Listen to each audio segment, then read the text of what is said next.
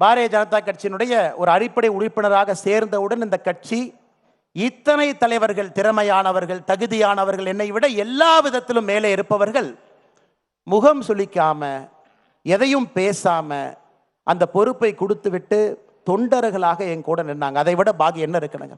பொன் ராதாகிருஷ்ணன் ஐயாவை போன்றவர், இதற்கு முன்பு இருந்த மிகப்பெரிய தலைவர்கள். ஒரு வார்த்தை சொல், அரசியல் அனுபவம் கிடையாது, அவர்களுடைய வயதுல பாதி வயது தான் சில பேர் தொடர் இருக்கும்.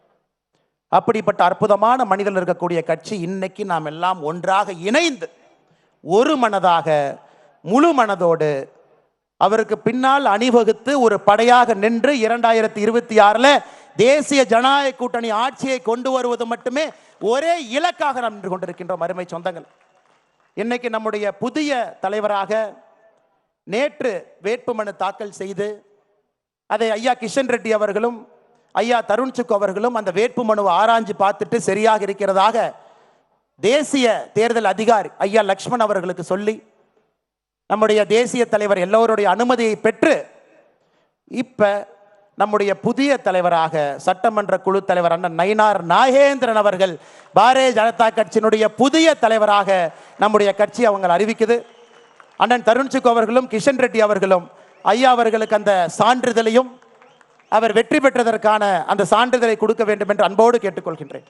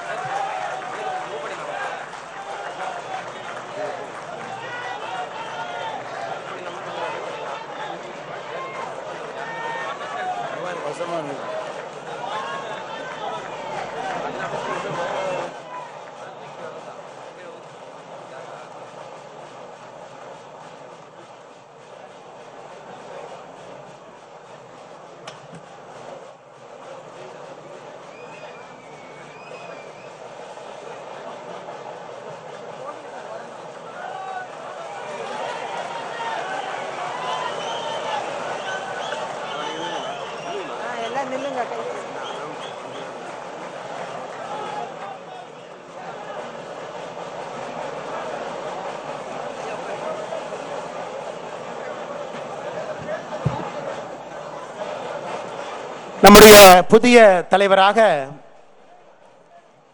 நம்முடைய மாநில தலைவர் ஐயா நயினார் நாகேந்திரன் அவர்கள் தேர்வு செய்யப்பட்டிருக்கின்றார்கள்.